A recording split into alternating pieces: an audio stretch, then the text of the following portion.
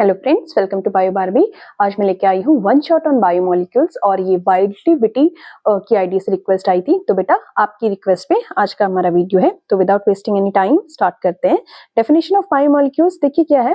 Biomolecules नाम से ही पता चल रहा है, बायो मतलब लिविंग। तो बायोमोलिक्यूल्स ऐसे ऑर्गेनिक कंपाउंड्स जो हमारे लिविंग ऑर्गेनिजम्स के अंदर पाए जाते हैं, जो लिविंग ऑर्गेनिजम्स के स्ट्रक्चर को बिल्डअप करने में हेल्प करते हैं, जो उनके अंदर बायोलॉजिकल फंक्शंस कैरी आउट करते हैं। ठीक है, मेनली क्या होता है, carbon, hydrogen, oxygen, nitrogen in सबसे मिलके बने हुए होते हैं। ठीक है, तो हम इस वीडियो में उन्हीं के बारे में स्टडी करेंगे।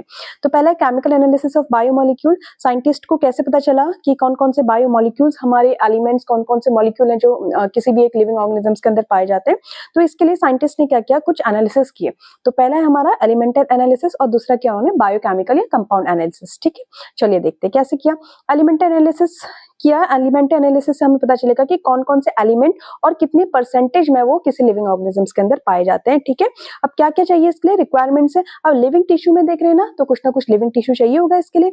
तो उसके लिए रिक्वायरमेंट है, कोई भी आप लिविंग सेल ले लीजिए, प्लांट सेल या animal cell, combustion oxygen chamber, gas analyser और एक वेइंग मशीन चाहिए। ठीक है, या बैलेंसर चाहिए। तो प्रोसेस क्या है, सबसे पहले क्या किया उन्होंने, जो भी लिविंग टिश्यू लिया था उसको ड्राई किया। ठीक है, ड्राई किया। ड्राई करने के बाद उसका जो ड्राइड लिविंग टिश्यू था उसका हमने सैंपल लिया। सैंपल लेने के बाद क्या किया, उसको ना ऑक्सीडाइज किया, कंबशन चैम्बर में कंप्लीटली ऑक्सीडाइज किया। और वहां पे जो जो गैसेस वहां पे रिलीज हुई थी, उन सारी गैसेस का मेजरमेंट लिया। ठीक है, CO2 रिलीज हुई, कौन सा कार्बन कंपाउंड है, वाटर रिलीज हुआ, हाइड्रोजन कंपाउंड, अमोनिया रिलीज हुआ। तो जो जो भी वहां पे रिलीज हुआ उन सबको क्या किया, कलेक्ट करके उनका रेशियो मेजर किया गया।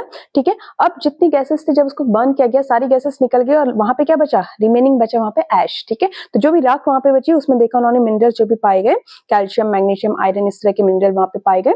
तो उन्होंने लास्ट में क्या किया, जो भी अमाउंट उन्हें मिला उन अमाउंट ऑफ गैसेस को और ऐश को जो ओरिजिनली मास लिया था उससे कंपेयर करके पूरी परसेंटेज निकाल दी कि ये एलिमेंट हमारे बॉडी में इतने पाउंड उसमें परसेंटेज में पाया जाता है। ठीक है, तो रिजल्ट क्या निकला कि जब उन्होंने लिविंग टिश्यू का एनालिसिस किया तो अप्रॉक्स परसेंटेज कुछ इस तरह से था, कार्बन 50 से 60%, ऑक्सीजन 20 to 30%, हाइड्रोजन 10, नाइट्रोजन 15। ठीक, ओके, चलिए। और जो अदर जो हमारे कंपाउंड से फॉस्फोरस, सल्फर, कैल्शियम, ये कहते हैं थोड़े लिटिल अमाउंट में लिविंग ऑर्गेनिज्म से पाए जाते हैं। ठीक, अब कंक्लूजन क्या निकाला इस एक्सपेरिमेंट का, उन्होंने कंक्लूजन निकाला कि एलिमेंटल एनालिसिस ये शो करता है कि जो लिविंग ऑर्गेनिजम्स होते हैं वो मेनली कार्बन, हाइड्रोजन, ऑक्सीजन और नाइट्रोजन से बने होते हैं।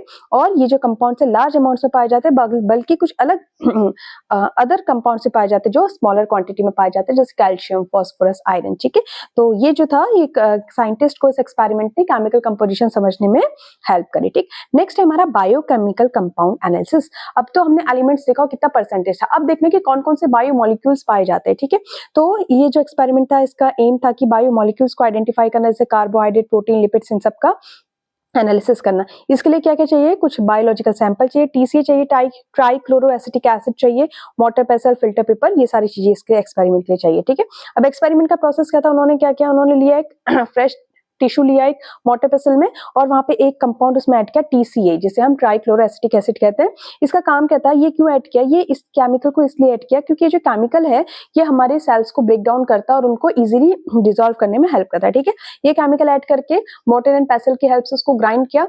ठीक है, जो भी लिविंग टिश्यू था, ग्राइंड करने के बाद जो भी हमारा पेस्ट बना वहां पे, उस पेस्ट को क्या किया, एक फिल्ट्रेट की हेल्प से, उसको फिल्टर पेपर की हेल्प से उसको फिल्टर किया। ठीक है, या फिर एक सेंट्रीफ्यूगेशन मशीन में डालकर उसको सेपरेट किया। ठीक है, तो जब आपने देखा होगा जब हम चाय छानते हैं तो छलनी में जब चाय छानते हैं तो क्या होता है, जो लिक्विड मटेरियल होता है, जो फिल्ट्रेट होता है, वो नीचे छन के आ जाता है, और जबकि जो सॉलिड पार्टिकल चाय पत्ती वगैरह है वो ऊपर ही रह जाती है ना। तो इसमें भी ऐसे हुआ, जो माइक्रोमोलिक्यूल्स थे, जो छोटे छोटे पार्टिकल्स थे, वो क्या हुए, उस फिल्ट्रेट से, उस फिल्टर पेपर से नीचे छन के आ गए और उनको नाम दिया माइक्रोमोलिक्यूल्स या फिर फिल्ट्रेट बोला गया। ठीक है, और जो बाकी जो था पार्ट वो ऊपर ही रह गया। ठीक है, तो जो पार्ट कौन सा ऊपर रहेगा, जो मैक्रोमोलिक्यूल्स होंगे, जो साइज में थोड़े से बड़े होंगे। ठीक है, तो मैक्रोमोलिक्यूल्स जैसे कि स्टार्च, प्रोटीन्स, DNA, RNA, ये सब ऊपर रह गए एसिड इनसॉल्युबल पूल में, और नीचे जो एसिड सॉल्युबल फ्रैक्शन में आ गए हमारे वो थे sugar, amino acids, vitamins, ETC। ठीक, तो जो हमारा एक्सट्रैक्ट निकला, दो पार्ट हो गए थे, एक था फिल्ट्रेट या एसिड सॉल्युबल पूल जिसे हम माइक्रोमोलिक्यूल भी कहेंगे क्योंकि साइज छोटा था तभी फिल्टर होकर आए। दूसरे थे हमारे मैक्रोमोलिक्यूल जिसे हम एसिड इनसॉल्युबल फ्रैक्शन या रिटेंटेंट कहते हैं। ठीक है, अब जो भी हमें मटेरियल मिला इनको टेस्ट किया अलग अलग, उसके हेल्प से, किसी का प्रोटीन टेस्ट किया, किसी का कुछ टेस्ट किया। ठीक है, तो डिफरेंट डिफरेंट जब हमने टेस्ट इनके परफॉर्म किए तो हमें पता चला कि कौन कौन से मटेरियल प्रेजेंट है। आयोडीन जो था वहां पे ब्लू ब्लैक हुआ, इसका मतलब है कि उसमें स्टार्च पाया जाता है, ठीक है। बायरेट जो था वॉयलेट टर्न हुआ, इसका मतलब प्रोटीन पाया जाता है। बेनेडिक्ट ऑरेंज रेड हुआ, इसका मतलब रिड्यूसिंग शुगर। इस तरह से डिफरेंट टेस्ट करके हमें पता चला कि sugar, carbohydrate, starch, protein, lipids, ये सारे हमारे वहाँ बायो मैक्रोमोलिक्यूल्स के अंदर पाए जाते हैं, ठीक है। तो कंक्लूजन क्या निकला कि हमारे जो टिश्यू है उसमें दो तरह के माइक्रो और मैक्रो दोनों मॉलिक्यूल्स पाए जाते हैं, ठीक। ओके, चलिए अब देखते हैं हम अमाइनो एसिड्स। अमाइनो एसिड्स क्या होते हैं? अमाइनो एसिड्स जनरली होते हैं building block of proteins. Amino acids से जब आपस में मिलते हैं तो ये बनाते हैं हमारे प्रोटीन्स, ठीक है। और अमाइनो एसिड में क्या होता है? हर अमाइनो एसिड में एटलीस्ट एक अमाइनो ग्रुप और एक कार्बोक्सिल ग्रुप होता है। ये कार्बन है तो इसमें क्या होगा? एक अमाइनो ग्रुप और एक कार्बोक्सिल ग्रुप होगा, और इसकी जो बैलेंस है वो हाइड्रोजन और एल्किल ग्रुप मेंटेन कर लेंगे, ठीक है। तो अमाइनो एसिड्स क्या है? ये ऑर्गेनिक कंपाउंड्स हैं जिसमें एक अमाइनो ग्रुप और एक एसिडिक ग्रुप होता है सेम कार्बन पे प्रेजेंट। देखो यहाँ पे क्या, ये एक कार्बन है, इसी पे अमाइनो ग्रुप भी है और इसी पे कार्बोक्सिल ग्रुप भी है, तो ऐसे कार्बन को हम कहते हैं अल्फा कार्बन। क्या कहते हैं? अल्फा कार्बन, ठीक है। और ये जो अमाइनो एसिड यहाँ पे आपको दिख रहा है इसे हम कहते हैं अल्फा अमाइनो एसिड। और अल्फा अमाइनो एसिड्स को हम सब्स्टिट्यूटेड मीथेन्स भी कहते हैं। क्यों कहते हैं सब्स्टिट्यूटेड मीथेन्स? क्योंकि मीथेन का फॉर्मूला क्या होता है, स्ट्रक्चर क्या होता है? ये CH4, 4 H होते हैं ना। तो देखो इसी तरह का स्ट्रक्चर तो यहाँ पे भी पाया जा रहा है, बस ये है कि इस H के बदले ये आ गया, इस H के बदले ये आ गया, है ना। तो इसलिए इन्हें हम सब्स्टिट्यूटेड मीथेन्स भी कहते हैं। नेक्स्ट अमाइनो एसिड का एक जनरल स्ट्रक्चर देख लीजिए। ये हमारा carbon, alpha carbon, alpha carbon पे हमारा एक अमाइनो ग्रुप, एक कार्बोक्सिल ग्रुप और एक हाइड्रोजन एटम, और एक यहाँ पे पाया जाता है आर ग्रुप। आर ग्रुप क्या होता है? आर ग्रुप हमारा वेरिएबल पार्ट होती है, साइड चेन होती है, इसमें कोई भी हाइड्रोकार्बन हो सकती है, इसमें CH3, C2H5, 6 मतलब कुछ भी ऐड हो सकता है, कोई भी कार्बन ऐड हो सकती है, ठीक है। तो आर ग्रुप हमारा वेरिएबल साइड चेन है, और यही जो आर ग्रुप होता है यही हमारे अमाइनो एसिड का नेचर डिफाइन करता है कि वो एसिडिक होगा, बेसिक होगा, न्यूट्रल होगा, क्या होगा, ठीक। तो आर ग्रुप है, ये हर अमाइनो एसिड में आपको डिफरेंट देखने को मिलेगा, और बाकी अमाइनो एसिड का जो स्ट्रक्चर होता है सारे अमाइनो एसिड्स का सेम होता है, ठीक है। नेचर में हमारे बहुत तरह के अमाइनो एसिड्स पाए जाते हैं, लेकिन जो लिविंग ऑर्गेनिजम्स में पाए जाते हैं वो होते हैं 20 अमाइनो एसिड्स, ठीक है। इसलिए इन्हें प्रोटेनिशियस अमाइनो एसिड्स भी कहते हैं। और ये जो अमाइनो एसिड्स होते हैं ना, पूरा सेम है, मैंने आपको बताया सिर्फ वेरिएशन कहाँ देखने को मिलता है? आर ग्रुप में। देखिए ये नीचे जो स्ट्रक्चर दे रखा है मैंने, इसमें देखिए एक कार्बन है, सब में हाइड्रोजन है, अमाइनो ग्रुप है और कार्बोक्सिल ग्रुप है, तीनों में ये स्ट्रक्चर क्या पूरा सेम है, ठीक है। तो डिफरेंस कहाँ पे है? डिफरेंस है हमारा एक जगह पे, ये देखो नीचे पे, ये जो हमारा आर ग्रुप था, आर ग्रुप में अगर हाइड्रोजन ऐड करते तो ये क्या बन गया? ग्लाइसिन। आर ग्रुप में अगर CH3 ऐड कर दिया तो ये क्या बन गया? एलेनिन। आर ग्रुप में अगर CH2OH ऐड कर दिया तो बन गया सेरीन, ठीक है। तो आर ग्रुप ही है जो अमाइनो एसिड का पूरा नेचर डिफाइन कर रहा है, ठीक। तो क्या है? ऑल अमाइनो एसिड्स में सेम बेसिक स्ट्रक्चर है। आर ग्रुप क्या है? आर ग्रुप ही उनका आइडेंटिटी कार्ड है, किसका? अमाइनो एसिड्स का, ठीक है। आर ग्रुप ही अमाइनो एसिड्स की प्रॉपर्टी और फंक्शन को डिफाइन करता है। और जो ग्लाइसिन है हमारे स्मॉलेस्ट और सिंपल अमाइनो एसिड है, ये था ना ग्लाइसिन, ये कि आर ग्रुप के बदले H लगा दो, तो सबसे सिंपलेस्ट और अमाइनो एसिड अगर आपका कहीं ऑप्शन में आता तो दैट इज ग्लाइसिन, ठीक। और हम कहें आर ग्रुप की प्रॉपर्टीज के बेसिस से बात करें तो अमाइनो एसिड जो होते हैं तीन तरह के होते हैं, एक होता है एसिडिक, दूसरा होता है बेसिक, तीसरा होता है न्यूट्रल, ठीक है। एसिडिक क्या होता है? जिसमें एक्स्ट्रा कार्बोक्सिल ग्रुप आ गया, एक्स्ट्रा एसिडिक नेचर आ गया, ठीक है, जैसे ग्लूटामिक एसिड। एक्स्ट्रा अगर NH2 ग्रुप हो जाएगा तो वो बेसिक हो जाएगा, जैसे लाइसिन, ठीक है। और न्यूट्रल क्या होगा? जिसमें कोई चार्ज नहीं, ना एसिड है ना बेस है, दैट इज वेलिन। और एरोमेटिक, आर ग्रुप की जगह अगर वहां पे कोई एरोमेटिक कंपाउंड आ गया या बेंजीन रिंग आ गई काइंड ऑफ, तो वो एरोमेटिक अमाइनो एसिड्स कहलाते हैं। टाइरोसिन, फिनाइलएलेनाइन, ट्रिप्टोफैन के इसके एग्जांपल्स हैं, ठीक है। स्पेशल प्रॉपर्टी क्या है? एक और चीज है कि जो अमाइनो एसिड्स है ना, ये प्रोटॉन्स को गेन और लूज कर सकते हैं, ठीक है। ये इनकी टेंडेंसी होती है कि अमाइनो एसिड जो है प्रोटॉन को गेन भी कर सकते हैं और प्रोटॉन को लॉस भी कर सकते हैं, ठीक है। और उसी के बेसिस पे फिर इनका नेचर डिफाइन किया जाता है। लेकिन एक ऐसी फॉर्म पाई जाती है अमाइनो एसिड्स की जहां पे पॉजिटिव और नेगेटिव दोनों चार्ज पाए जाते हैं, ठीक है। यहाँ पे जो अमाइनो एसिड है ना वो एसिडिक है ना बेसिक है, यहाँ पे वो न्यूट्रल है। यहाँ पे उसका एसिडिक और बेसिक नेचर उसकी सराउंडिंग्स के पे उस पे डिपेंड करेगा, ठीक। तो ड्यूटेरायन इस फॉर्म, ये जो फॉर्म है हमारी ऐसी फॉर्म अमाइनो एसिड्स की जहाँ पे दोनों चार्ज पाए जाते हैं, प्लस भी और नेगेटिव, मतलब डोनेट भी कर रहा है लूज भी कर रहा है, उसको हम कहते हैं ड्यूटेरायनिक फॉर्म, ठीक है। चलिए नेक्स्ट देखते हैं लिपिड्स। लिपिड्स थोड़ा सा इंपॉर्टेंट टॉपिक बन जाता है, अभी देखते हैं क्यों बनता है, ठीक है। लिपिड्स जो है एक ऑर्गेनिक कंपाउंड है जो क्या होते हैं वाटर में इनसॉल्युबल होते हैं, लेकिन ऑर्गेनिक सॉल्वेंट्स जैसे अल्कोहल वगैरह में सॉल्वेंट होते हैं, ठीक। ओके, लिपिड्स के एग्जांपल है फैट्स, ऑयल, वैक्सेस, कोलेस्ट्रॉल, ये सारे हमारे लिपिड्स है, ठीक है। अब क्वेश्चन आता है कि लिपिड वाटर इनसॉल्युबल क्यों होता है, ठीक है। क्योंकि लिपिड जो है हमारा नॉन पोलर मॉलिक्यूल है, जबकि वाटर पोलर होता है, और जो लाइक होता है वो लाइक में डिसॉल्व करता है, ठीक है। तो नॉन पोलर पोलर में डिसॉल्व नहीं कर सकता। लिपिड एक नॉन पोलर मॉलिक्यूल है, इसलिए वो वाटर में डिसॉल्व नहीं होता है, ठीक है। अब देखिए लिपिड्स किसके बने होते हैं? लिपिड्स जनरली हमारे ग्लिसरॉल्स और फैटी एसिड्स के बने होते हैं, ठीक है। ग्लिसरॉल क्या है? ग्लिसरॉल एक 3 कार्बन कंपाउंड है जिसमें 3 OH ग्रुप होते हैं, देखो ये दिख रहा है आपको, ये 3 कार्बन कंपाउंड है और इसमें 3 OH ग्रुप भी है, ठीक है। फैटी एसिड्स क्या होता है? फैटिक एसिड एक हाइड्रोकार्बन की एक लंबी चेन होती है। हाइड्रोकार्बन मतलब carbon, hydrogen, CH2, CH3, CH3 ऐसे करके एक लंबी चेन होगी और उसके एंड में क्या होगा? एक COOH ग्रुप होगा। ये होता है हमारे फैटी एसिड्स, ठीक है। वो देखो 16 कार्बन अगर किसी फैटी एसिड में है तो कहलाता है पामिटिक एसिड। जैसे देखो CH2 के 14 लिखा है ना बेस पे, यानी कि कितने 14 मॉलिक्यूल्स हो गए, तो 14 ये हो गए, 15th कार्बन ये, 16th कार्बन ये, तो बन गया हमारा पामिटिक एसिड। इसी तरह से अगर फैटी एसिड में 20 कार्बन है तो कहलाएगा एरिकिडोनिक एसिड, ठीक है। तो फैटी एसिड्स क्या होता है? जिसमें लंबी कार्बन चेन होती है, वो कहलाता है हमारे फैटी एसिड्स, ठीक। फैटी एसिड्स भी 2 तरह के होते हैं, एक होते हैं सैचुरेटेड, एक होते हैं अनसैचुरेटेड, ठीक है। सैचुरेटेड फैटी एसिड्स होते हैं जिसमें कोई डबल बॉन्ड नहीं पाया जाता, सिंगल बॉन्ड होता है, जैसे बटर, घी सारे आते हैं हमारे सैचुरेटेड बॉन्ड में। अनसैचुरेटेड फैटी एसिड्स आते हैं जिसमें सिंगल या एक से ज्यादा डबल बॉन्ड पाए जाते हैं, ठीक है। जैसे कि हमारे सनफ्लावर ऑयल, मस्टर्ड ऑयल, ये हमारे अनसैचुरेटेड फैटी एसिड्स है, ठीक है। और एक और डिफरेंस है इनका कि जो सैचुरेटेड फैट्स होते हैं ना, ये नॉर्मली रूम टेम्परेचर पे सॉलिड होते हैं, ठीक है। जबकि जो अनसैचुरेटेड फैट्स होते हैं, जैसे कि जो ऑयल्स होते हैं, ये लिक्विड होता है, ठीक है। और क्यों होता है लिक्विड? क्योंकि जो ऑयल्स होता है ना, इनका मेल्टिंग पॉइंट कम होता है। मेल्टिंग पॉइंट कम होने की वजह से जो है ऑयल विंटर्स में हमेशा ऑयल ही कंडीशन में रहता है, ऑयली ही स्टेट में रहता है, ठीक। नेक्स्ट आता है हमारे ग्लिसराइड्स, ठीक है। ग्लिसराइड्स भी हमारे एक तरह के लिपिड्स है, ठीक है। इसमें क्या होता है? जब ग्लिसरॉल, ये जो ग्लिसरॉल था 3 कार्बन कंपाउंड जिसमें 3 हाइड्रोक्सिल ग्रुप होते हैं, जब ये ग्लिसरॉल फैटी एसिड के साथ रिएक्ट कर जाता है तब ये बनाता है ग्लिसराइड, ठीक है। अब देखो ग्लिसरॉल में 3 हाइड्रोक्सिल ग्रुप है, तो अब ये फैटी एसिड पे डिपेंड करता है। अगर वो एक हाइड्रोक्सिल ग्रुप को रिमूव करके वहां पे ऐड हो जाता है तो वो कहलाएगा मोनोग्लिसराइड, ठीक है। क्या कहलाएगा? मोनोग्लिसराइड, ठीक है। अगर वहां पे 2 फैटी एसिड को रिमूव कर दिया, वहां पे आ गया तो कहलाएगा डाइग्लिसराइड। और अगर 3 के 3 OH हाइड्रोक्सिल ग्रुप को रिमूव कर दिया, फैटी एसिड अटैच हो गया, 3 फैटी एसिड अटैच हो गए, तो कहलाएगा ट्राइग्लिसराइड, ठीक है। तो ग्लिसराइड भी कितने? 3 तरह के हैं, फैटी एसिड पे डिपेंड करेगा कितना हाइड्रोक्सिल ग्रुप को वो रिमूव कर रहा है, ठीक। नेक्स्ट हमारा फॉस्फोलिपिड, ठीक है।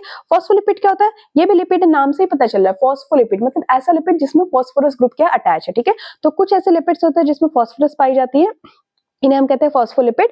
और ये कहाँ पाए जाते हैं? ये हमारे सेल मेम्ब्रेन में पाए जाते हैं, स्ट्रक्चर बनाते हैं सेल मेम्ब्रेन का स्ट्रक्चर, ठीक है। एग्जांपल है लेसिथिम। अब हमारा नाइट्रोजन बेसिस लिपिड हो गया। अब है नाइट्रोजन बेसिस। नाइट्रोजन बेसिस क्या होते हैं? नाइट्रोजन बेसिस जनरली कार्बन के ही कंपाउंड्स हैं, लेकिन इसमें एक हेट्रोसाइक्लिक रिंग, इस तरह से एक रिंग पाई जाती है जिसमें नाइट्रोजन पाया जाता है, ठीक है।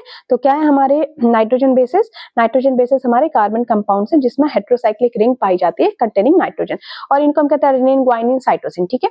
यही नाइट्रोजन बेसिस जो हेट्रोसाइक्लिक रिंग वाले कार्बन कंपाउंड है, इन्हीं में जब हम शुगर ऐड कर देते हैं, क्या ऐड कर देते हैं? जब शुगर ऐड कर देते तो ये कहलाते हैं अब न्यूक्लियोसाइड। अब ये कहलाएंगे न्यूक्लियोसाइड। और जो पहले एडिनाइन था अब उसका नाम हो जाएगा एडिनोसिन, जो ग्वाइनिन था वो कहलाएगा ग्वाइनोसिन, ठीक है। ओके, अब यही जो न्यूक्लियोसाइड थे, इनमें एक और चीज ऐड कर दी, क्या? फास्फोरेट्स। क्या बोला मैंने?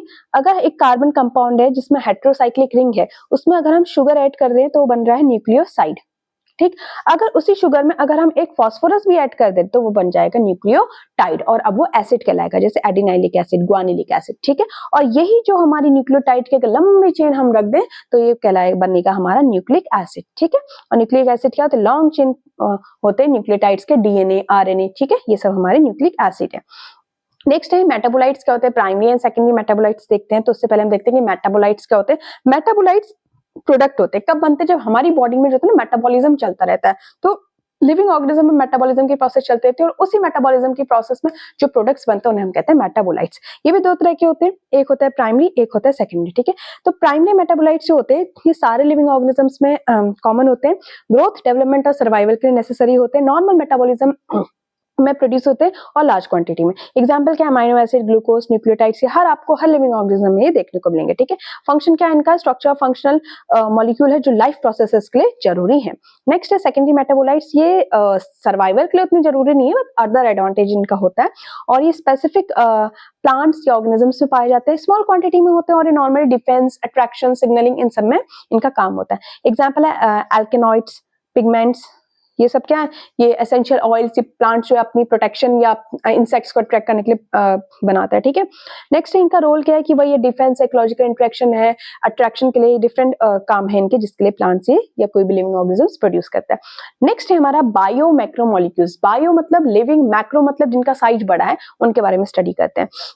जब स्टार्टिंग में जब हमने वो एक्सपेरिमेंट पढ़ा था मोर्टर एंड पेसल वाला, उसमें जब ग्राइंड किया था, फिल्टर किया था, तो उसमें 2 मॉलिक्यूल निकले थे, एक जो छन के आगे थे माइक्रो, एक जो ऊपर रह गए थे वो मैक्रो, ठीक है, वही यहाँ पे हम स्टडी कर रहे हैं। तो बायोमोलिक्यूल्स ऐसे लार्ज बायोमोलिक्यूल कंपाउंड है जो छोटे छोटे मोनोमर्स से मिलके बनते हैं, ठीक है, और ये लिविंग ऑर्गेनिजम्स में पाए जाते हैं और ये इंपॉर्टेंट रोल प्ले करते हैं स्ट्रक्चरल फंक्शनल बनाने में, ठीक है, स्ट्रक्चर में फंक्शनल रोल होता है इनका। अब ऐसे किन मॉलिक्यूल्स को हम बायोमोलिक्यूल्स कहते हैं, बायो मैक्रोमोलिक्यूल्स कहते हैं। ऐसे मॉलिक्यूल ध्यान देना जिनका मॉलिक्यूलर वेट 10,000 डाल्टन से ज्यादा होता है, उन मॉलिक्यूल्स को हम कहते हैं बायो मैक्रोमोलिक्यूल्स, ठीक है। कौन कौन है वो है हमारे प्रोटीन्स, पॉलीसेकेराइड्स, न्यूक्लिक एसिड्स और लिपिड। लिपिड भी हमारा आता है बायो मैक्रोमोलिक्यूल में, लेकिन एक ध्यान देना कि लिपिड जो है वो उसका मॉलिक्यूलर वेट 10,000 डाल्टन नहीं है, उससे कम है। जबकि according to definition bio macromolecules हम उन्हीं कंपाउंड को कह सकते हैं जिनका मॉलिक्यूलर वेट 10,000 डाल्टन से ज्यादा हो। लेकिन लिपिड का तो 800 डाल्टन भी नहीं है, बट उसे भी मैक्रोमोलिक्यूल कंसीडर किया जाता है। पर ध्यान रखना कि लिपिड्स जो है, lipids are not true macromolecules, सच्चे मैक्रोमोलिक्यूल्स नहीं है। तो फिर क्यों उन्हें मैक्रोमोलिक्यूल की कैटेगरी में रखा जाता है, क्वेश्चन आता है। नेक्स्ट टॉपिक यही है और ये ध्यान से देना, ये 2 मार्क्स पे कभी कभी पूछ लिया जाता है, ठीक है। तो लिपिड्स को इसलिए कंसिडर नहीं किया जाता क्योंकि वो large complex water insoluble material होते हैं और वो ना ग्रुप में पाए जाते हैं, एग्रीगेट हो जाते हैं, इनसॉल्युबल होते हैं, सेपरेट नहीं होते, एग्रीगेट हो जाते हैं। पर्सनल इंडिविजुअल वेट उनका 800 डाल्टन से कम है, बट वो एक एग्रीगेशन में रहते हैं जिसकी वजह से वो नीचे नहीं आ पाते और मॉलिक्यूलर वेट उनका जिसकी वजह से ज्यादा दिखता है, ठीक है। तो that occur in biological membranes in aggregated forms में पाए जाते हैं, जबकि उनका इंडिविजुअल वेट कम है। एसिड इनसॉल्युबल फ्रैक्शन में इसलिए आते हैं क्योंकि हाइड्रोफोबिक है और एक्वस एसिडिक सॉल्यूशन में डिसॉल्व नहीं होते हैं और ऊपर ही रह जाते हैं, ठीक है। तो ये है इसका प्रॉपर आंसर कि क्यों लिपिड्स को बायो मैक्रोमोलिक्यूल कंसीडर किया जाता है या क्यों वो एसिड इनसॉल्युबल फ्रैक्शन में आता है, क्योंकि वो सेपरेट नहीं होते हैं, ठीक है, एग्रीगेटेड फॉर्म में पाए जाते हैं, वाटर इनसॉल्युबल होते हैं। नेक्स्ट है हमारा प्रोटीन्स। प्रोटीन्स क्या होते हैं? प्रोटीन्स वही है, मैक्रोमोलिक्यूल है, हाई मॉलिक्यूलर वेट है, ठीक है। प्रोटीन्स क्या है? लॉन्ग चेन है अमीनो एसिड्स की, ठीक है, पॉलीमर ऑफ अमीनो एसिड्स भी हम प्रोटीन्स को कहते हैं, ठीक है। और लिविंग ऑर्गेनिज्म में structure function unit functional role ये परफॉर्म करते हैं। होता है ना कि जो जिम फ्रीक्स होते हैं वो इस प्रोटीन शेक वगैरह पे ध्यान देते हैं, वो इनटेक करते हैं ना, तो क्यों लेते हैं? क्योंकि बॉडी बिल्डिंग में प्रोटीन का काम है। क्या है कैरेक्टरिस्टिक्स? ये जो होते हैं 20 डिफरेंट अमीनो एसिड्स से बना होता है, पेप्टाइड बॉन्ड से लिंक्ड होता है, कॉम्प्लेक्स स्ट्रक्चर होता है, कोलॉइडल नेचर का होता है, ठीक है। हेट्रोपॉलीमर होता है प्रोटीन, और ये क्या होता है? प्रोटीन जो होता है enzyme, hormones, different different compounds की तरह भी एक्ट करता है। 2 तरह के हमारे प्रोटीन्स होते हैं अमीनो एसिड्स के बेसिस पे, एक होता है एसेंशियल प्रोटीन, एक होते हैं non essential protein. Essential protein नाम से ही पता चल रहा है, ऐसे प्रोटीन जिनकी बॉडी जिनकी नीड हमारी बॉडी को है, जो हमारी बॉडी सिंथेसाइज नहीं कर सकती है, जो हमें डाइट में चाहिए, उन्हें हम कहते हैं एसेंशियल, जैसे milk, egg, albumin, meat protein, ये सारे, ठीक है। नॉन एसेंशियल प्रोटीन्स ऐसे amino acids, non essential proteins में ऐसे अमीनो एसिड्स होते हैं जो हमारी बॉडी सिंथेसाइज कर सकती है, ठीक है, दैट इज जिलेटिन इसका एग्जांपल है।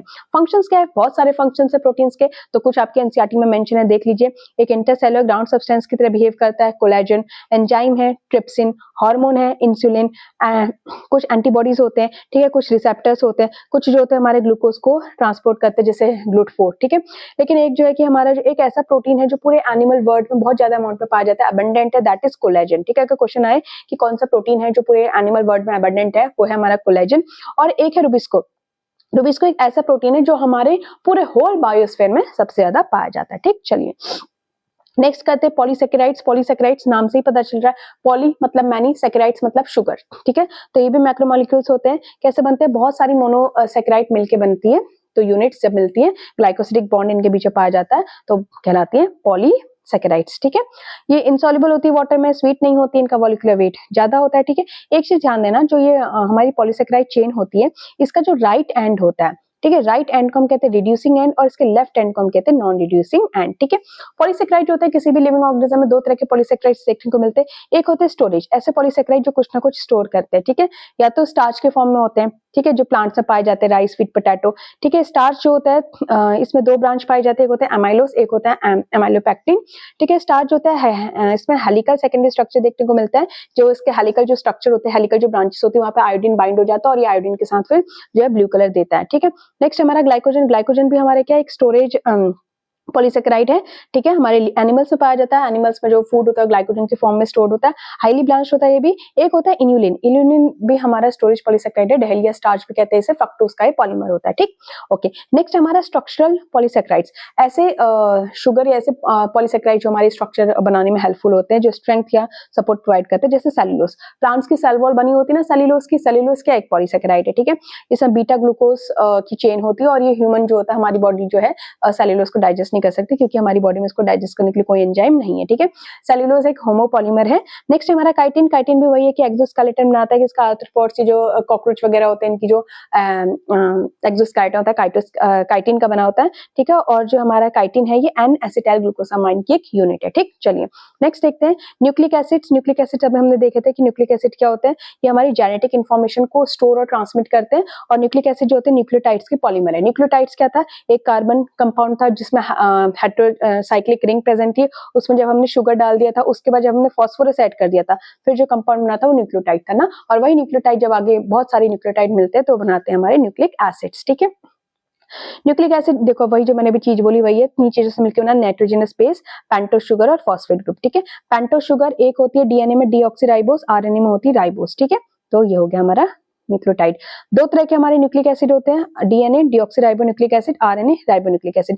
ये जो इसका नाम है ना डीऑक्सीराइबोन्यूक्लिक एसिड, इसमें डीऑक्सीराइबोस शुगर पाई जाती है, ठीक है। इसका मतलब क्या है, जो सेकंड कार्बन होती है डीएनए में, उसमें जो सेकंड कार्बन में नाइट्रोजन बेस के ऑक्सीजन वहां से निकल रिमूव हो जाती है, ठीक है। ये डीईडी का मतलब क्या होता है, डीईडी का मतलब होता है रिमूवल ऑफ ऑक्सीजन, कहां से, सेकंड कार्बन से, उसकी शुगर में से, इसलिए कहता है डीऑक्सीराइबोस। जबकि जो आरएनए है उसमें नॉर्मल शुगर पाई जाती है, ठीक है। तो डीएनए एक डबल हेलिकल स्ट्रक्चर है, आरएनए सिंगल होता है, शुगर जो होती है डीएनए में डीऑक्सीराइबोस होती है, आरएनए में राइबोस होती है। और एक जो चीज ध्यान देने वाली है, जो नाइट्रोजनस बेसिस होता है डीएनए में, वो एटीजीसी, एडेनोसिन, थाइमिन, ग्वानिन और साइटोसिन पाए जाते हैं, जबकि आरएनए में थाइमिन नहीं होता। In place of thymine RNA में पाया जाता है यूरेसिल, ठीक। ओके, नेक्स्ट है हमारा प्रोटीन्स का स्ट्रक्चर।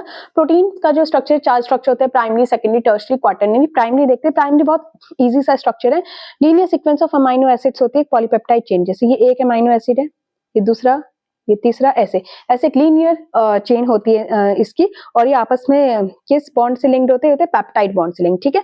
और जो लेफ्ट एंड जो होता है हमारा पहले अमाइनो एसिड का, उसे हम कहते हैं एन टर्मिनल, ठीक है। पहले अमाइनो एसिड का सपोज ये लेफ्ट एंड है तो इसे हम कहेंगे एन टर्मिनल, और इसका जो राइट एंड होगा इसका हम कहेंगे क्या, सी टर्मिनल या कार्बोक्सी टर्मिनल अमाइनो एसिड, ठीक है।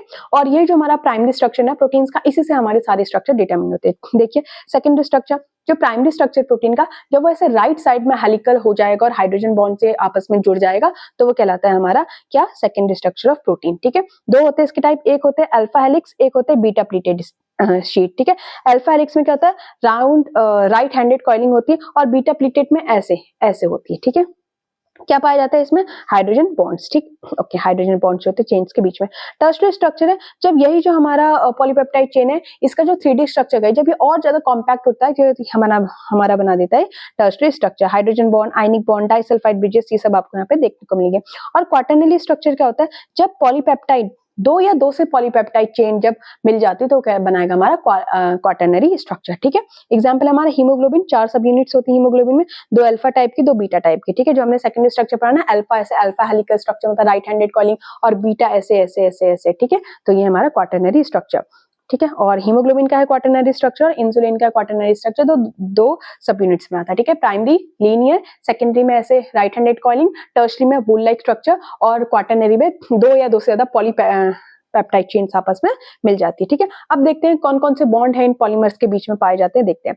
तो पॉलीमर्स जो होते हैं लार्ज मॉलिक्यूल्स होते हैं, जो छोटे छोटे मोनोमर्स से मिलकर बने होते हैं, ठीक है। और ये आपस में एक स्ट्रॉन्ग कोवेलेंट बॉन्ड के थ्रू ज्वाइन होते हैं, ठीक है। तो देखते हैं प्रोटीन जो होता है, प्रोटीन में बहुत सारे अमाइनो एसिड्स लिंक्ड होते हैं, तो कैसे लिंक्ड होते हैं, उनके बीच में जो बॉन्ड होता है वो होता है पेप्टाइड बॉन्ड। अब ये बॉन्ड बनता कैसे है, देखो, जो होता है कार्बोक्सिल ग्रुप होता है ना एक अमाइनो एसिड का, जब वो दूसरे अमाइनो एसिड के NH2 के साथ बॉन्ड बनाता है तब बनता है, और जब बॉन्ड बनाता है ना तो इनके बीच में से एक वाटर मॉलिक्यूल रिमूव हो जाता है, और जो बॉन्ड बनता है उसे हम कहते हैं पेप्टाइड बॉन्ड। देखो यहाँ मैं आपको समझाती हूँ, ये मैंने बना रखा है एक अमाइनो एसिड, ये बना रखा दूसरा अमाइनो एसिड, ठीक है। देखो ये कार्बन है, ये एक अमाइनो ग्रुप है, ये NH2 ग्रुप है, ये कार्बोक्सिल ग्रुप है COOH ग्रुप, ये हाइड्रोजन, और ये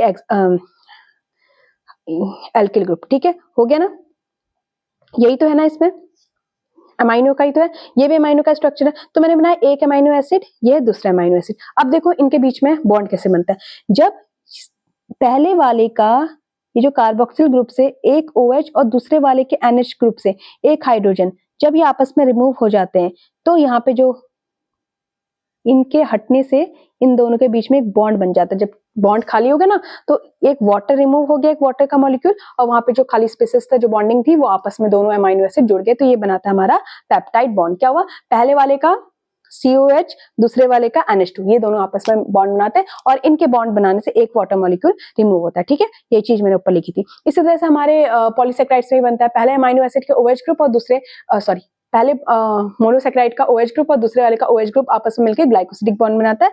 और एक है हमारा जो ये हमने बनाया था, ये न्यूक्लियोटाइड। न्यूक्लियोटाइड में जो था फॉस्फोडाइस्टर बॉन्ड बनता है। कैसे बनता है देखो, इसमें क्या होता है, जो थर्ड कार्बन होती है पहली शुगर की, ठीक है, पहली शुगर की थर्ड कार्बन वो दूसरे न्यूक्लियोटाइड की फिफ्थ कार्बन के साथ बॉन्ड बनाती है। जैसे ये मैंने बना रखे, ये है हमारे पास दो न्यूक्लियोटाइड, ठीक है, यह है पहला नाइट्रोजन बेस, यह है दूसरा नाइट्रोजन बेस। ठीक हो गया। अब इसमें देखो हमने क्या कहा था, पेंटोस शुगर है। पेंटोस शुगर मतलब 5 कार्बन पाए जाते हैं। ये देखो अब स्ट्रक्चर है, ये 5 कार्बन है टोटल, नीचे भी स्ट्रक्चर, नीचे भी 5 कार्बन है। ठीक है, इसमें क्या होता है, पहले वाले की तीसरी कार्बन, देखो तीसरी कार्बन ये है और दूसरे वाले की 5वीं कार्बन ये है, तो इनके बीच में ये जो है ना, यहाँ से एक वाटर मॉलिक्यूल बाहर और जो बॉन्ड लटक रहा था वो बॉन्ड आपस में मिलके फॉस्फोडाइस्टर बॉन्ड यहाँ पे फॉर्म कर देता है। ठीक, चलिए ये हो गया हमारा बॉन्ड कैसे बनता है। ओके, नेक्स्ट है Watson and Crick model of DNA. ये हमारा इंपॉर्टेंट है, ध्यान देना। ठीक है, वॉटसन एंड क्रिक मॉडल जो है 1953 में जेम्स वॉटसन और क्रिक ने था डीएनए का डबल हेलिकल स्ट्रक्चर दिया था आरएन एक्सरे डिफ्रैक्शन डेटा के बेसिस पे, और इस मॉडल को हम डबल हेलिकल मॉडल भी कहते हैं। ठीक है, मेन फीचर्स देख लीजिए क्या है, ये है हमारा एक डीएनए का स्ट्रैंड, ये इस तरह से जो है डीएनए का हमारा डबल हेलिकल स्ट्रक्चर पाया जाता है इस तरह से। ठीक है, डीएनए में इन्होंने बोला कि जो दो न्यूक्लियोटाइड है ना, ये जो दो पॉलीपेप्टाइड चेन है, इनके आपस की डिस्टेंस होती है 20 एंगस्ट्रॉम या 2 नैनोमीटर कहते हैं, और ये जैसे हेलिकली टर्न होते हैं ना, तो इनका जो टर्न होता है एक टर्न में, ये एक टर्न में जो होते हैं टोटल 10 बेस पेयर्स पाए जाते हैं, इन्होंने बोला। ठीक है, और इन्होंने बोला ये जो टर्न है, एक टर्न की जो लेंथ होती है, इन्होंने बोला 34 एंगस्ट्रॉम होती है, अगर हम कहें तो 3.4 नैनोमीटर। और ये जो 10 बेस पेयर है ना, दो बेस पेयर के बीच की डिस्टेंस इन्होंने कहा 0.34 नैनोमीटर या 3.4 एंगस्ट्रॉम होती है। ठीक, और एक और चीज इन्होंने बोली जो एडेनिन होता है, ये एडेनिन हमेशा थाइमिन के साथ 2 हाइड्रोजन बॉन्ड से बॉन्ड बनाता है, और जो ग्वाइनोसिन होता है साइटोसिन के साथ 3 हाइड्रोजन बॉन्ड फॉर्म करता है। ठीक, तो इन्होंने मेन फीचर बनाए अपने वॉटसन एंड क्रिक मॉडल के। ठीक है, मैंने दोबारा लिख भी दिया, आप देख लेना कि डीएनए एक डबल हेलिकल स्ट्रक्चर है, शुगर फॉस्फेट बैकबोन पाया जाता है, नाइट्रोजनस बेसिस ATCG पाए जाते हैं, और बेस पेयरिंग रूल बोना है इन्होंने एक रूल बताया कि जो एडेनिन है वो हमेशा थाइमिन के साथ बाइंड करेगा डबल बॉन्ड के साथ, और जो हमारा ग्वाइनिन है वो हमेशा साइटोसिन के साथ बॉन्ड फॉर्म करेगा 3 हाइड्रोजन बॉन्ड। ठीक, ये है, और इसी को हम कहते हैं चरगाफ्स रूल। चरगाफ्स रूल क्या कहता है, चरगाफ्स रूल कहता है कि जो प्यूरिन और पिरिमिडिन्स हैं, उनका जो टोटल नंबर होता है किसी भी डीएनए में, किसी भी न्यूक्लियोटाइड उसमें, न्यूक्लिक एसिड में, वो बिल्कुल सेम रहता है। ठीक है, तो A और G ये हमारे प्यूरिन्स हैं और T प्लस C हमारे पिरिमिडिन्स। तो ये कहते हैं कि A प्लस G हमेशा T प्लस C के बराबर ही होगा। ये कहता है चरगाफ्स रूल की प्यूरिन और पिरिमिडिन का रेशियो हमेशा इक्वल। ठीक है, नेक्स्ट एंटी पैरेलल, इन्होंने एक और चीज बोली थी कि ये जो दो डीएनए की जो स्ट्रैंड्स होती है ना, ये एक दूसरे के एंटी पैरेलल रन करती है। अगर ये 5 और 3 है तो 5 डैश थे 3 डैश, अगर एक का डायरेक्शन ऊपर की तरफ है तो दूसरे का नीचे होगा। ठीक है, और हेलिकल स्ट्रक्चर मेजरमेंट्स तो मैंने आपको ऊपर डायग्राम में ही बता दी। ठीक, चलिए नेक्स्ट है dynamic state of body constitutes concept of metabolism. देखिए लिविंग ऑर्गेनिजम्स जो होते हैं ना, ये इसका मतलब है कि हमारी जो बॉडी होती है ना, सेल या टिश्यू होते हैं, वो कॉन्स्टेंटली ब्रेक हो रहे हैं, कॉन्स्टेंटली रिप्लेस हो रहे हैं। ठीक है, और बन भी रहे हैं। ठीक है, तो ये जो कांस्टेंट केमिकल टर्नओवर है, इसे हम मेटाबॉलिज्म कहते हैं। मतलब कि जो लिविंग ऑर्गेनिज्म है उनकी बॉडी में हर सेकंड जो है कैटाबॉलिक और एनाबॉलिक रिएक्शंस चल रही है। कैटाबॉलिक मतलब जो हमारे कॉम्प्लेक्स मॉलिक्यूल है वो सिंपल मॉलिक्यूल में ब्रेक हो रहे हैं, और एनाबॉलिक मतलब जो हमारे कॉम्प्लेक्स सिंपल मॉलिक्यूल है वो कॉम्प्लेक्स में कन्वर्ट हो रहे हैं। ठीक है, कैटाबॉलिक मतलब कट जाना किसी चीज का बड़े से छोटे में, एनाबॉलिक मतलब कुछ नया सिंथेसाइज होना। ठीक है, तो यही जो हमारा ये जो मेटाबॉलिज्म की प्रोसेस है ना, कैटाबॉलिक और एनाबॉलिक, ये सिर्फ लिविंग ऑर्गेनिजम्स में ही पाई जाती है।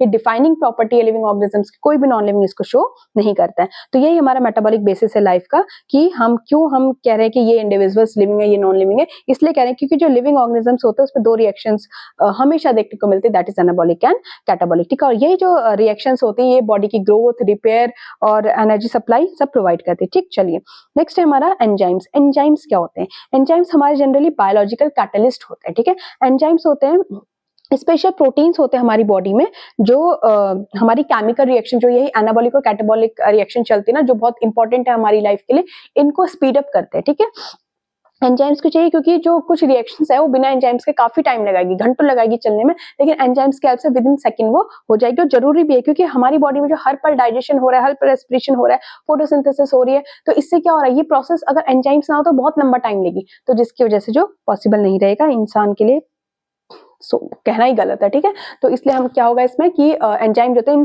प्रोसेसेस को विद इन सेकंड कंप्लीट करते हैं। तो प्रॉपर्टीज क्या एंजाइम्स की? प्रोटीन से बने होते हैं और जो एंजाइम्स होते हैं ना, इनको एक ऑप्टिमम टेम्परेचर चाहिए, ये ना कम ना ज्यादा, कम टेम्परेचर में भी काम नहीं करेंगे, ज्यादा में भी नहीं करेंगे, ऑप्टिमम टेम्परेचर चाहिए।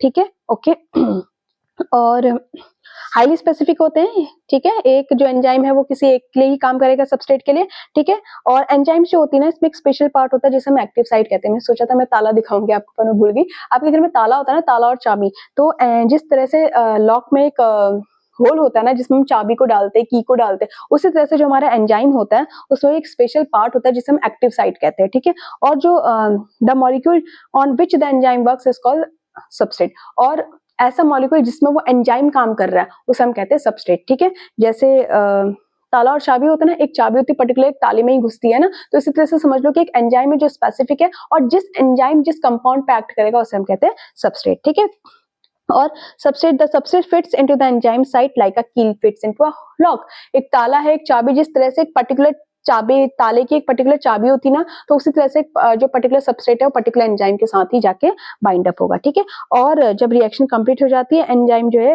प्रोडक्ट को रिलीज कर देता है और एंजाइम पे कोई इफेक्ट नहीं पड़ता है। चाबी होती है ना, चाबी को हम डालते तो चाबी पे कोई इफेक्ट नहीं पड़ता ना, इसी तरह से। ठीक, चलिए नेक्स्ट है हमारा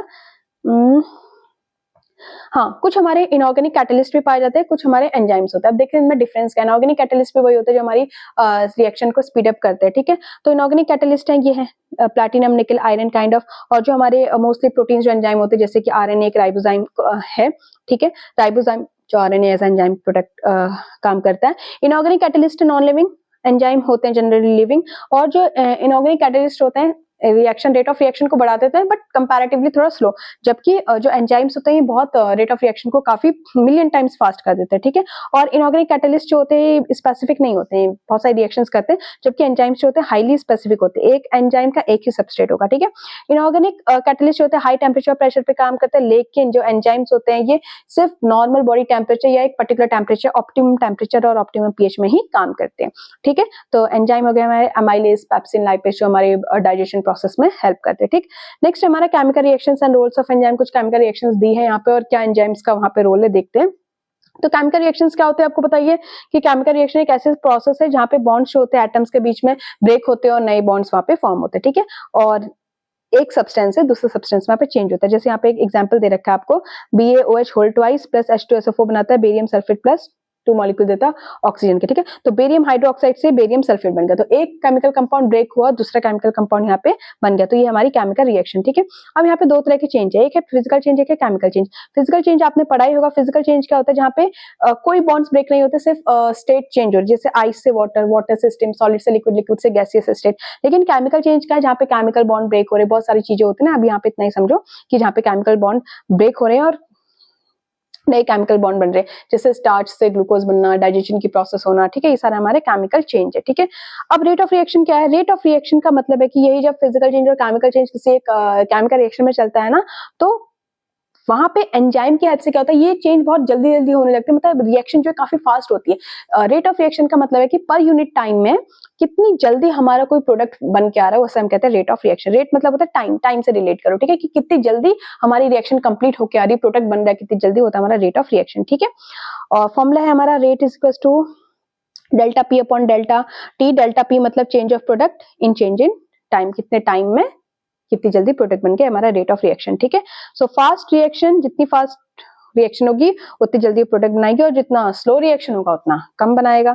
ठीक है, तो रेट ऑफ रिएक्शन का टेम्परेचर का रेट ऑफ रिएक्शन पे क्या इफेक्ट पड़ता है ये ध्यान देना। अगर हम कितना भी 10 डिग्री टेम्परेचर बढ़ाएं तो हमारे रेट ऑफ रिएक्शन डबल होगा, और अगर हम टेम्परेचर घटाएं तो रेट ऑफ रिएक्शन क्या हो जाता है, हाफ हो जाता है। ठीक है, तो टेम्परेचर का ये इफेक्ट है कि जैसे जैसे टेम्परेचर बढ़ेगा 10 डिग्री बढ़ने पे डबल और कम करने पे हाफ। ठीक है, तो टेम्परेचर अफेक्ट्स की कितना जल्दी रिएक्शन हो रहा है। कैटलिस्ट एंड एंजाइम का क्या रोल होता है रेट ऑफ रिएक्शन में। केमिकल रिएक्शन जो होती हैं स्लो भी हो सकती हैं, बट उनका हम कैटलिस्ट का यूज करके उनको हम फास्ट कर सकते हैं। ठीक है, इनऑर्गेनिक केमिस्ट्री अभी हमने कैटलिस्ट अभी हमने पढ़ा कि वो लैब वगैरह में यूज होते हैं, लेकिन हमारी जो बॉडी है उसमें एंजाइम्स यूज होते हैं एज अ बायोलॉजिकल कैटलिस्ट, क्योंकि वो बहुत जल्दी हमारी रिएक्शंस को कंप्लीट कर देते हैं। ठीक है, अब पावर ऑफ एंजाइम्स देखना है यहाँ पे। ठीक है, एंजाइम्स जो होते हैं ना ये कैटलाइज्ड रिएक्शंस को काफी जल्दी खत्म कर देता है as compare to uncatalysed reaction. जैसे एग्जांपल है ये आपका कार्बोनिक एसिड बन रहा है, यहाँ पे CO2 और वाटर मॉलिक्यूल की हेल्प से कार्बोनिक एसिड बन रहा है।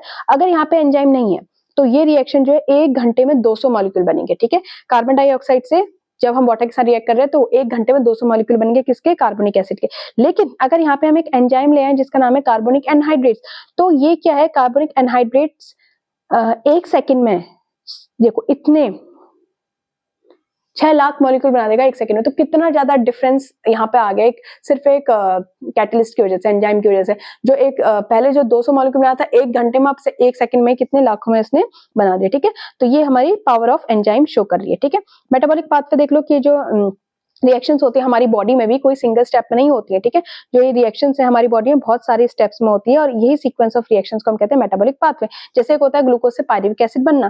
ठीक है, ये कितने स्टेप है, एक स्टेप में नहीं, कितने स्टेप की प्रोसेस है, 10 एंजाइम कंट्रोल प्रोसेस है ना, तो बनती है ग्लाइकोलाइसिस। और ये भी क्या है, इसका भी जो प्रोडक्ट है, बाई प्रोडक्ट है, वो भी कंडीशंस पे डिपेंड करता है। अगर एरोबिक कंडीशन है तो कार्बन डाइऑक्साइड और वाटर बनेगा, एनारोबिक है तो लैक्टिक एसिड बनेगा, एनारोबिक है एनारोबिक है मसल में तो लैक्टिक एसिड बनेगा, एनारोबिक है ईस्ट में तो इथेनॉल और CO2 बनेगा। तो ये जो है कि डिफरेंट डिफरेंट कंडीशंस में ये जो हमारी मेटाबॉलिक पाथवे है ये भी क्या कर रहे हैं, डिफरेंट डिफरेंट प्रोडक्ट्स फॉर्म करे। ठीक है, तो सेम पाथवे भी जो है डिफरेंट डिफरेंट प्रोडक्ट्स फॉर्म कर सकता है डिफरेंट सिचुएशन में। ठीक है, ओके चलिए नेक्स्ट है हमारा कि एंजाइम जो है किस तरह से, अब हमने देख लिया ना कि एंजाइम और जो एंजाइम जो एज अ कैटलिस्ट वर्क करते हैं, किस हमारी रेट ऑफ रिएक्शन को बढ़ाते हैं। तो अब यहाँ पे क्वेश्चन है कि किस तरह से बढ़ा रहे हैं, भाई क्या है उनमें ऐसा कि जो वो केमिकल रिएक्शन को बढ़ा दे रहे हैं। ठीक है, तो ये समझने से पहले आप ये 2 चीज समझे, एक होता है सबस्ट्रेट, एक है प्रोडक्ट। सबस्ट्रेट है कि ऐसा केमिकल जिस पे एंजाइम काम कर रहा है, और प्रोडक्ट है कि रिएक्शन जब खत्म हो गई उसके बाद जो हमारे पास रिजल्ट आया। ठीक है, तो सबस्ट्रेट हमारा ही सबस्ट्रेट ही है जो वो रिएक्शन के बाद प्रोडक्ट में चेंज हो जा रहा है, सबस्ट्रेट हमारा प्रोडक्ट बन जा रहा है। ठीक, चलिए देखते हैं एक्टिव साइट। मैंने आपको बताया था कि एंजाइम्स में जो होती है कुछ स्पेसिफिक साइट्स होती है, एक्टिव साइट जहां पे आके सबस्ट्रेट फिक्स हो जाता है, जैसे ताले के अंदर होती है ना, वहां पे चाबी घुस जाती है। ठीक है, तो क्या है, हमारा एंजाइम जो होते हैं प्रोटीन्स होते हैं, इनका एक स्पेशल 3D स्ट्रक्चर होता है। ठीक है, एंजाइम्स में जो होते हैं कुछ स्पेशल पॉकेट्स होती है, जैसे ये एंजाइम है तो इसमें इस तरह से कुछ ग्रूव्स स्ट्रक्चर होते हैं, तो यही है जो ये कहलाता है उनका एंजाइम्स का एक्टिव साइट। ठीक है, यही एक्टिव साइट पे जो होती है, हर एंजाइम की एक स्पेसिफिक एक्टिव साइट होती है, एक पर्टिकुलर शेप की होती है, वहीं पे हमारा सबस्ट्रेट आके फिट हो जाता है। ठीक है, सबस्ट्रेट वहां पे इस एक्टिव साइट में फिट हो जाता है, जैसे ताला चाबी। ठीक है, और ये क्या बनाते हैं, टेम्पररी कॉम्प्लेक्स बनाते हैं। ठीक है, जब एंजाइम के साथ सबस्ट्रेट मिल जाता है तो कुछ टाइम के लिए टेम्पररी एक कॉम्प्लेक्स बना देते हैं, जिसे हम कहते हैं एंजाइम सबस्ट्रेट कॉम्प्लेक्स। ठीक है, सबस्ट्रेट एंजाइम के पास आया, बाइंड हुआ उसके एक्टिव साइट से, एक टेम्पररी एंजाइम सबस्ट्रेट कॉम्प्लेक्स बना। एंजाइम की हेल्प से एंजाइम ने क्या किया, एंजाइम ने फटाफट उस सबस्ट्रेट को प्रोडक्ट में कन्वर्ट कर दिया, प्रोडक्ट निकल गया, एंजाइम को कोई फर्क नहीं पड़ा, और एंजाइम क्या हो गया, अब दोबारा से नई प्रोसेस के लिए नेक्स्ट सबस्ट्रेट के साथ बाइंड होने के लिए रेडी हो गया। ठीक है, अब ऐसा हुआ कैसे, ये हुआ एक्टिवेशन एनर्जी की वजह से। एंजाइम ने क्या किया, एक्चुअली जो सबस्ट्रेट था उसकी एक्टिवेशन एनर्जी को कम कर दिया। होता क्या एक्टिवेशन एनर्जी, देखो कोई भी केमिकल रिएक्शन जब हमें स्टार्ट करनी होती है ना, तो उसमें कुछ बॉन्ड्स पाए जाते हैं, उस बॉन्ड्स को ब्रेक करने के लिए हमें कुछ एनर्जी चाहिए होती है। ठीक है, और नए बॉन्ड्स बनाने के लिए भी चाहिए, तो यही एनर्जी को हम कहते हैं, जो हम एनर्जी हमें चाहिए उसे हम कहते हैं एक्टिवेशन एनर्जी, मतलब कि एक्टिव करने के लिए जो एनर्जी चाहिए दैट इज एक्टिवेशन एनर्जी। ठीक है, तो एंजाइम किस तरह से हेल्प करता है, एंजाइम जो है एक्टिवेशन एनर्जी को कम कर देता है। ठीक है, without enzyme activation energy high होती है। ठीक है, तो रिएक्शन स्लो हो जाती है, क्योंकि उसको उतनी एनर्जी तो उस लेवल तक पहुंचने में लग जाती है। लेकिन जब एंजाइम हम प्रोवाइड करते हैं तो एंजाइम क्या करता है, उसकी एक्टिवेशन एनर्जी को कम कर देता है, तो कम एनर्जी में ही रिएक्शन स्टार्ट हो जाती है। ठीक है, जैसे ये देखो, ये ग्राफ दे रखा है, जैसे आप समझो कि कोई चीज है, जो है लाखों की, तो आपको पहले इतने लाख रुपीस उसको इकट्ठा करने पड़ेंगे, आपको देना पड़ेगा दुकानदार को, तब वो मिलेगी। लेकिन जबकि कोई चीज सस्ती है, एंजाइम क्या कर रहा है, एंजाइम जब आ रहा है तो वो लाखों की चीज को 10 रुपए की बना दे रहा है। तो अब हमारे पास 10 रुपए कलेक्ट करना है, हमने 10 रुपए कलेक्ट करे और वो चीज ले आए, यही चीज है, ठीक है। ट्रांजिशन स्टेट क्या होता है, जब सबस्ट्रेट एंजाइम से बाउंड होता है ना, तो उस बीच में एक इंटरमीडिएट स्ट्रक्चर, टेम्पररी स्ट्रक्चर बनता है, उसे हम कहते हैं ट्रांजिशन स्टेट। देखिए ग्राफ देखिए, ये है एक्स एक्सिस, ये है वाई एक्सिस। वाई एक्सिस में दे रखी है हमारी एनर्जी, कितनी एनर्जी एक रिएक्शन को स्टार्ट करने के लिए चाहिए, ठीक है। सपोज ये सबस्ट्रेट है, सबस्ट्रेट को बिना एंजाइम के, देखो यहां से लेके यहां तक इतनी ज्यादा एनर्जी चाहिए, ठीक है, इतनी एनर्जी चाहिए तभी जाकर प्रोडक्ट में कन्वर्ट होगा। लेकिन जब एंजाइम आ रहा है तो एंजाइम क्या कर रहा है, उसकी जो एक्टिवेशन एनर्जी है उसको इतने से इतना बना दे रहा है, देखो जो इतनी थी एक्टिवेशन एनर्जी उसको कम कर दे रहा है, तो इसी वजह से क्या है, हमारी जल्दी रिएक्शन हो जा रही है, ठीक। तो द कर्व विदाउट एंजाइम, बिना एंजाइम के कर्व बहुत ऊंचा था, डायग्राम में आपको दिख रहा होगा ये, जिसकी वजह से क्या है, मोर एक्टिवेशन एनर्जी, और एंजाइम के साथ कर्व जो छोटा बन गया, जिसकी वजह से एक्टिवेशन एनर्जी हमारी कम हो गई, ठीक है। क्यों इंपॉर्टेंट है भाई, अब तो आपको पता ही चल गया है, ठीक है। एंजाइम्स जो होते हैं, केमिकल रिएक्शन जो होती है हमारी बॉडी में, वो इन एंजाइम्स की वजह से क्या है, बहुत जल्दी हो जाती है, और इन एंजाइम्स के बिना डाइजेशन और रेस्पिरेशन जैसी प्रोसेस तो हम सोच ही नहीं सकते, क्योंकि बहुत स्लो हो जाएगी, बहुत साल लग जाएंगे डाइजेस्ट होने में, जो पॉसिबल नहीं है, ठीक है। अब देखते हैं क्या क्या फैक्टर्स है जो एंजाइमेटिक एक्टिविटी को अफेक्ट करते हैं। वो है टेम्परेचर, पीएच, सबस्ट्रेट या प्रेजेंस ऑफ इनहिबिटर्स या एक्टिवेटर्स। टेम्परेचर मैंने आपको पहले बताया कि एंजाइम जो होते हैं कुछ सर्टेन टेम्परेचर में ही अच्छे से काम कर सकते हैं, ठीक है। जो एंजाइम्स हमारी बॉडी में, उनके लिए जो टेम्परेचर है 37 डिग्री सेल्सियस, जो हमारा नॉर्मल बॉडी टेम्परेचर है, उसमें अच्छा काम करते हैं। लो टेम्परेचर होगा तो एंजाइम जो होता है स्लो और इनएक्टिव हो जाता है, ऑप्टिमम टेम्परेचर में हाईएस्ट उसकी एक्टिविटी रहती है, और हाई टेम्परेचर में डीनेचर्ड हो जाते हैं, क्योंकि एंजाइम्स है क्या, प्रोटीन ही तो है, तो प्रोटीन जो होते हैं हाई टेम्परेचर में डीनेचर्ड हो जाते हैं, ठीक है। नेक्स्ट है पीएच, इनका भी जो होता है पीएच में इनको ठीक चाहिए, ना ज्यादा हाई पीएच ना ज्यादा लो पीएच, किसी में काम नहीं करेंगे, एक ऑप्टिमम पीएच में ये काम करेंगे। जैसे पेप्सिन है, इसको एसिडिक मीडियम चाहिए, ट्रिप्सिन है ये अल्कलाइन मीडियम में करेगा, स्लेवरी एमाइलेज है स्लाइटली एसिडिक, ठीक है। तो जो डिफरेंट डिफरेंट एंजाइम्स होते हैं इनको डिफरेंट डिफरेंट पीएच चाहिए होता है। नेक्स्ट है सबस्ट्रेट का कंसंट्रेशन, सबस्ट्रेट के कंसंट्रेशन पे भी एंजाइम डिपेंड करते हैं। देखो क्या हमारे पास है 10 सबस्ट्रेट, ठीक है, और हमारे पास है 5 एंजाइम्स, ठीक है। तो क्या है, 5 एंजाइम को जब हमने 5 सबस्ट्रेट दिए, उन्होंने बढ़िया काम किया, उसके बाद आप चाहे 15 सबस्ट्रेट ले आओ, 25 सबस्ट्रेट ले आओ, एंजाइम फिर काम नहीं करेगा। क्यों? क्योंकि एंजाइम बिजी हो गया, 5 सबस्ट्रेट के साथ वो ऑलरेडी काम कर रहा है, जब तक वो रिएक्शन खत्म करेगा तब जाके फिर वो बाकियों के साथ बाइंड करेगा। तो सबस्ट्रेट कंसंट्रेशन क्या होता है, स्टार्टिंग में अगर आप सबस्ट्रेट को बढ़ाओगे तो एंजाइम भी, जो एंजाइम के जो रिएक्शन है वो स्टार्टिंग में बढ़ते जाएगी, लेकिन एक बार एक लेवल आने के बाद क्या होगा कि सारे एंजाइम बिजी हो जाएंगे, कोई भी एंजाइम पास फ्री एक्टिव साइट नहीं है, सबके सब अपने काम बिजी हैं, तो उसके बाद क्या हो जाएगा, हमारा जो एक रिएक्शन में स्टेडीनेस आ जाएगी। जब एंजाइम फ्री हो जाएंगे फिर वो रिएक्शन करेंगे बाकियों के साथ, ठीक है।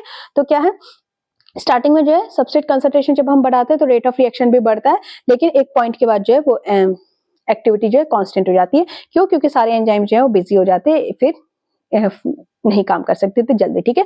तो जो हाईएस्ट पॉसिबल स्पीड होती है उसको हम कहते हैं वी मैक्स या मैक्सिमम वेलोसिटी कहते हैं, ठीक है। और एक और चीज होती है ये केएम, केएम होता है हमारा माइकल्स कांस्टेंट, ठीक है। माइकल्स कांस्टेंट ये बताता है, जो वैल्यू हमारी ग्राफ में निकल रही है, माइकल्स कांस्टेंट ये बताता है कि कितना स्ट्रांगली हमारा एंजाइम जो सबस्ट्रेट के साथ बाइंड है। जितनी कम इसकी वैल्यू होगी इसका मतलब है कि उतना स्ट्रांगली हमारा एंजाइम सबस्ट्रेट के साथ बाइंड है, और जितना हाई इसका वैल्यू होगा उसका मतलब उतनी वीक यहाँ पे बाइंडिंग देखने को मिलती है, ठीक है। एक और होता है एंजाइम इनहिबिशन, इनहिबिटर्स पाए जाते हैं कुछ सबस्ट्रेट की शकल के ही होता है, ठीक है। जो ये हमारा एंजाइम है, ये एंजाइम की एक्टिव साइट है, तो इसी तरह का इसकी एक्टिव साइट से मिला जुला एक इनहिबिटर आ जाएगा, तो एंजाइम समझ नहीं पाता, एंजाइम सोचता है कि सबस्ट्रेट है, उसके साथ बाइंड अप हो जाता है, और वो जबकि होता है इनहिबिटर, तो वो एंजाइम को क्या करता है, डिस्ट्रॉय कर देता है, ठीक है। तो इनहिबिटर्स की वजह से भी हमारा एंजाइम की जो है केमिकल रिएक्शंस इनहिबिट हो सकती है, ठीक है। और ऐसे इनहिबिटर्स को हम कहते हैं कॉम्पिटिटिव इनहिबिटर्स। कॉम्पिटिटिव क्यों? कॉम्पिटिशन कर रहे हो, सबस्ट्रेट जैसा बन के आए हो, सबस्ट्रेट को बाइंड नहीं होने दे रहे, सबस्ट्रेट के बदले अपना बाइंड हो जा रहे हैं, ठीक है।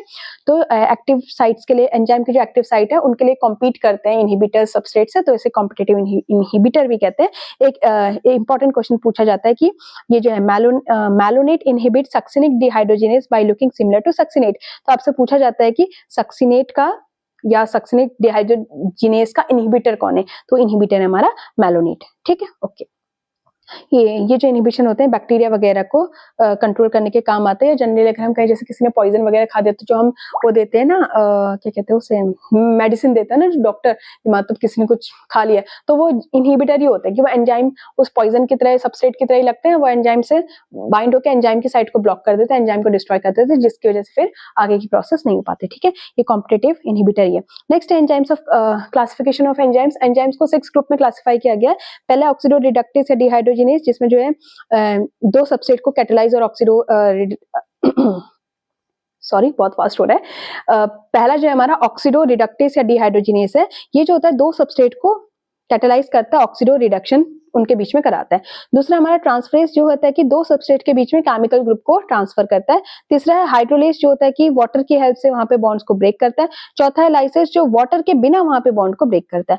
पांचवा आइसोमरेज जो है कि हमारे मॉलिक्यूल को उसके आइसोमर में कन्वर्ट करता है। फिर है लाइगेस, लाइगेस जो होता है कि दो मॉलिक्यूल को ज्वाइन कर रहा है एटीपी की हेल्प से। ठीक है, ओके। आइसोमर्स आपको पता ही होगा, आइसोमर्स क्या होते हैं, जिनका मॉलिक्यूलर फॉर्मूला सेम होता है बट अरेंजमेंट डिफरेंट होता है। तो ये हमारे 6 डिफरेंट टाइप्स के हमारे एंजाइम्स को क्लासिफाई किया गया।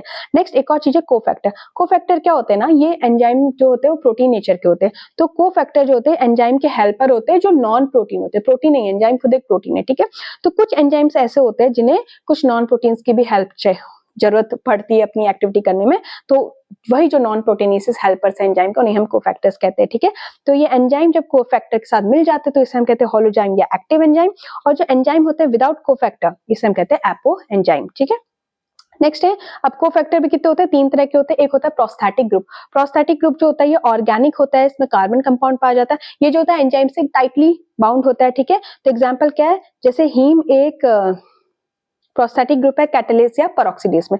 नेक्स्ट है हमारा कोएंजाइम। कोएंजाइम जो होते हैं हमारे ये एंजाइम के साथ थोड़ा लूजली बाउंड होते हैं। ठीक है, विटामिन से ज्यादातर डिराइव होते हैं, जैसे कि देखो NAD और NADP जो है ये कोएंजाइम से जो हमारे विटामिन B3 से डिराइव होते हैं। नेक्स्ट है कुछ मेटल आयंस पाए जाते हैं हमारे जो एंजाइम्स की हेल्प करते हैं, ये भी चाहिए होते हैं।